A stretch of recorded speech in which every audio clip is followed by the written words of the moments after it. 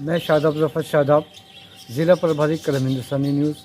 आज मैं मौजूद हूँ एक ऐसी शख्सियत के रूबरू, उनके आवास पर, जिन्हें लोग रश्मि अग्रवाल के नाम से जानते हैं। रश्मि अग्रवाल एक जाना पहचाना नाम, जाना पहचाना चेहरा है। समाज सेवा के साथ साथ वंचितों के लिए वो काम कर रही हैं और साहित्य में भी उनकी एक अलग पहचान, अलग नाम हिंदुस्तान के पटल पर उभर रहा है।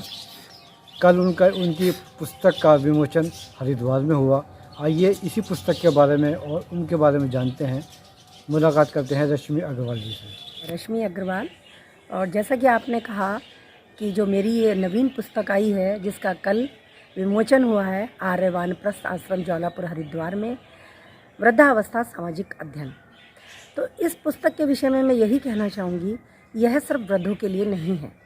यह पुस्तक प्रत्येक आयु वर्ग के लिए उपयोगी है, क्योंकि इसमें हमने समाज के लोगों के घर घर जाकर, वृद्ध आश्रमों में जाकर और वानप्रस्थ आश्रम में जाकर वहाँ के लोगों से उनके अनुभव लिए हैं। उनसे हमने जाकर अचानक साक्षात्कार लिए हैं। हमारे अपने अनुभव हैं और जो हमने पुस्तकों से पढ़ा वह हमारा अनुभव है। क्योंकि आप भी जानते हैं कि वृद्धों पर काम थोड़ा कम होता है, लेकिन आज समाज में वृद्धों की स्थिति पहले से थोड़ी सी खराब हुई है, क्योंकि ये 2 पीढ़ी का अंतर, जिसको जनरेशन गैप कहा जाता है, उसने वृद्धा आश्रम के द्वार खोल दिए हैं। अब माँ बाप किस स्थिति में वहाँ ले जाए जाते हैं या खुद पहुँच जाते हैं, यह सोचने की बात है। तो इसी चीज़ को देखते हुए हमने पूरा प्रयास किया है कि इस पुस्तक को अवलोकन करें और इस पुस्तक में आप उन सभी पहलुओं को पाएंगे जो वृद्धों के लिए या युवाओं के लिए उपकारी सूत्र होंगे।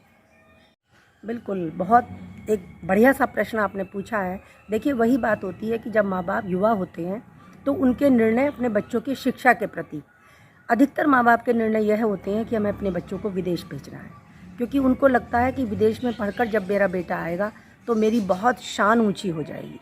वो यह कभी नहीं सोचते कि जब वो विदेश चला गया, तो आप कोरोना में ही देखिए कि माँ बाप अशक्त थे, बीमार थे, बच्चे नहीं आ पाए क्योंकि वीज़ा नहीं मिला, तो कितने माँ बापों ने दम तोड़ दिया।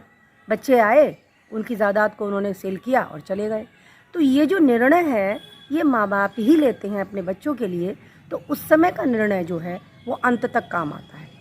आधुनिकता और पश्चिमी सभ्यता, देखिए इसका तो आजकल बहुत बोलबाला है। डिजिटल इंडिया है, मोबाइल का ज़माना है। पहले हम लोग एक ही घर में बड़े बड़े परिवार रहते थे। जैसे बड़ों ने कह दिया, लगता था कि अगर बड़ा घर में है और उसकी बहुत बड़ी उम्र है तो हमारी बहुत बड़ी शान है। कोई वृद्ध ये नहीं कहता था कि ईश्वर हमें उठा ले, लेकिन आज आपको बहुत सारे वृद्ध ये कहते मिल जाएंगे, हे ईश्वर कब बुलाएगा। तो कहीं ना कहीं इस आधुनिक समाज का, पश्चिमी सभ्यता का तो बोलबाला है ही, जिसको आज हम पूरी तरह नहीं लेकिन बहुत काफ़ी रूप से उसको हम ओढ़ रहे हैं। आपने हमें समय दिया, कलम हिंदुस्तानी से बात की, इसके लिए आपका बहुत बहुत धन्यवाद। मैं भी आपका धन्यवाद करती हूँ कि मेरी बात आप और लोगों तक पहुँचाएंगे। आभार। शुक्रिया। हमसे जुड़े रहने के लिए हमारे चैनल को सब्सक्राइब करें, बेल आइकन का बटन दबाना ना भूलें।